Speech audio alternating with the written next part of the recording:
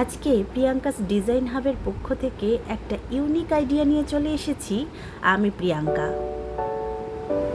আচ্ছা, তোমরা তো অনেকেই অনেক ফেব্রিক কালার করেছো, অনেকে দেখেছো, এটা ঠিকই। এরম কলকা ডিজাইনই দেখা হয়, করাও হয়, প্রচুর করা হয়, প্রচুর আমরা কলকা ডিজাইন দেখি। হ্যাঁ, বেশিরভাগই আমরা পাঞ্জাবিতে করে থাকি। তো যেহেতু এটা একটা মানে প্রচলিত জিনিস, যে সবসময় আমরা দেখে এসেছি, বেশ ছেলেদের পাঞ্জাবিতে এটা করলে বেশ ভালো লাগে। তো আজকে তাই জন্য আমি ভাবলাম যে এটা একটু অন্য, মানে সবসময় ছেলেরাই এরকম একটা পাঞ্জাবি পরে, আর আমরা খুব একটা এরকম কলকার ডিজাইনের হয়তো শাড়িটা পরি, আর কিছু কিন্তু সেরকম পরি না কলকার ডিজাইন করে।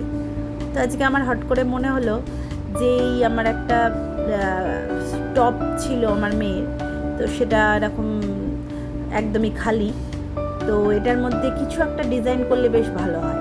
তো প্রথমে ভেবেছিলাম অন্যরকম একটা ডিজাইন করব, তারপরে বললাম না, এটা একটা সাদা এবং একটা স্কাই কালারের ব্যাপার আছে, যেটার মধ্যে বেশ একটু সাবেকি, টপটা একটু বেশ ইউনিক দেখতে। এটার মধ্যে একটু কলকা করি, কলকা করলে আমার মনে হয় বেশ ভালো হবে। তো তাই নিয়ে বসে পড়লাম আজকের কলকাটা করতে। তো তোমরা দেখে অবশ্যই জানিও কেমন হলো, বা মানে ভালো হলো না খারাপ হলো, অবশ্যই জানিও, কমেন্ট করো। কমেন্ট করলে আমার সেটা জানতেও ভালো লাগে, এবং তোমাদের যদি কোনো কিছু প্রশ্ন থাকে তাও জিজ্ঞাসা করো, কোনো অসুবিধা নেই। তো সেইটা নিয়েই আমি, দেখো তোমরা যে কলকাটা আমি করেছি একদম সিম্পলভাবেই করেছি। আর যেটা দেখলে তোমরাও যদি কেউ ট্রাই করো তাহলে তারা অবশ্যই করতেই পারো। আর যদি কারো মনে হয় এরকম ডিজাইন তোমরা চাও, বা মানে কাউকে দিয়ে করাতে চাও, তাহলেও কন্ট্যাক্ট করতে পারো।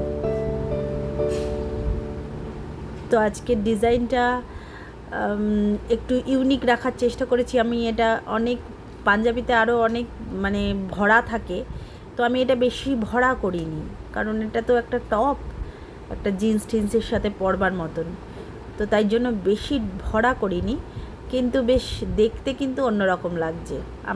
আমার তো তাই মনে হচ্ছে, এবারে আপনাদের কি মনে হচ্ছে সেটা জানাটা খুব জরুরি। তো সেটা অবশ্যই জানাবেন। ভালো লাগলে একটা শেয়ার করে দেবেন, একটু কমেন্ট করবেন, লাইক করে দেবেন,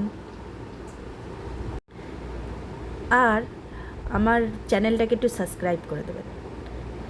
যাই হোক, আগের দিন আমি বলেছিলাম একটা মোটা কাপড়ে আমি ফেব্রিক করছিলাম, যে সেই কাপড়টায় প্রবলেম হয়েছে অনেক।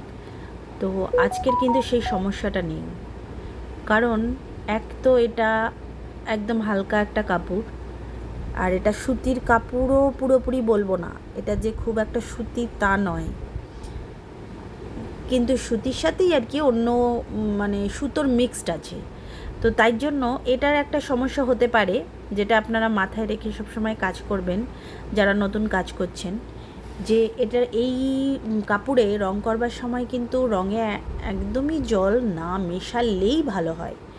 জল মেশালে কিন্তু স্প্রেড করে যাবে জলটা, মানে কালারটা স্প্রেড করে যাবে, এবং সেটা কিন্তু দেখতে ভালো লাগবে না, তখন না আপনারা মুশকিলে পড়বেন। তাই যখন করবেন এটা মাথায় রেখে করলে ভালো হয়। আর যারা জানেন তারা তো ভালোই, মানে জানাটাই স্বাভাবিক, অনেকেই জানেন, কিন্তু যারা জানেন না বা যারা জানো না, তারা যদি সবে শুরু করো, কেউ বিগিনার্স হয়, তারা অবশ্যই এটা মাথায় রেখে কাজ করবে। তো যাই হোক, আজকের ভিডিওটা ভালো লাগলে অবশ্যই আমাকে সাবস্ক্রাইব করবেন, ফলো করবেন, আর লাইক কমেন্ট করে যাবেন। Thank you, tata.